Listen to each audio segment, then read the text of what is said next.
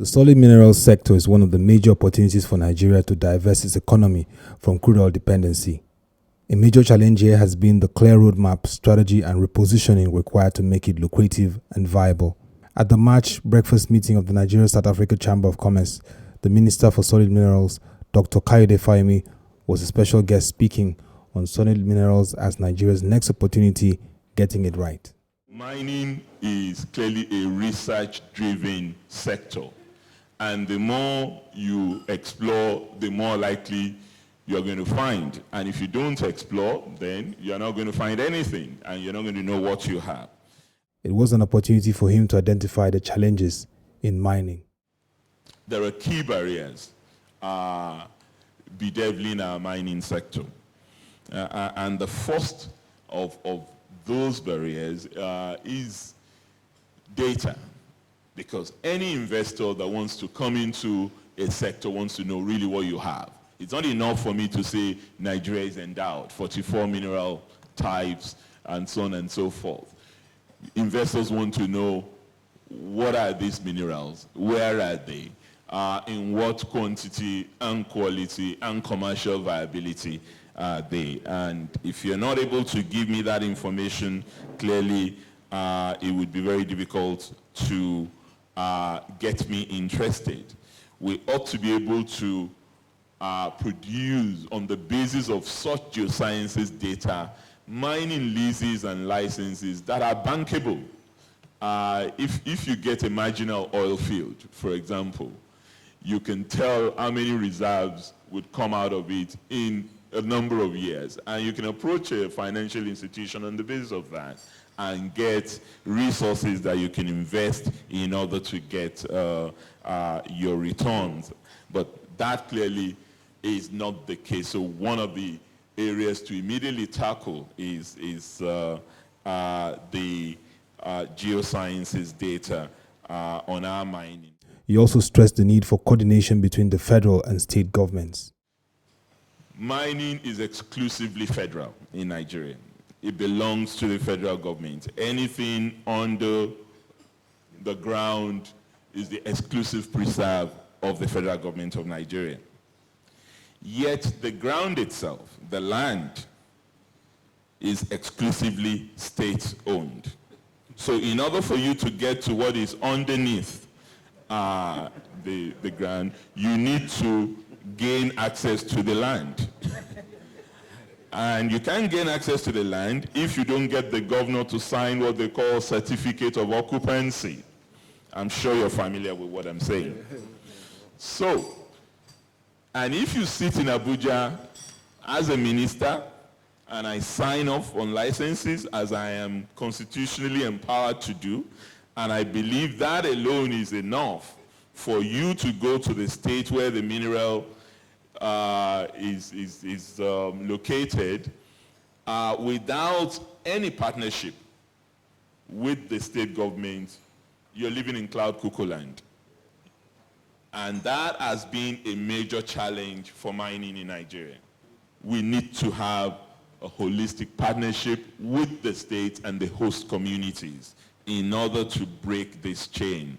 Because if we don't do that, it would be difficult to even get investors who are not necessarily involved in Nigerians' political drama. They want to bring their resources, and they don't want to be caught in any problems between state and federal. He made a strong position on the Mining and Minerals Act.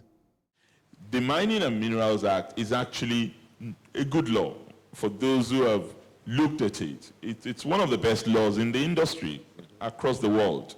But the challenge is that it's hardly enforced. Until I came in a couple of months ago and I set a deadline that I was going to revoke licenses that are just held without being put to use. People have held licenses for years in total violation of the law. And they've also used exploration licenses as mining leases, which is also an illegality. So one of the things we've done is to revoke licenses that are dormant and also to insist that licenses are used appropriately for what they're meant for. If you take an exploration license, it's very specific. You can only use it for 3 years. And if we're convinced that you're really exploring and demonstrating seriousness and you've not reached your desired destination, it can be extended for another 2 years.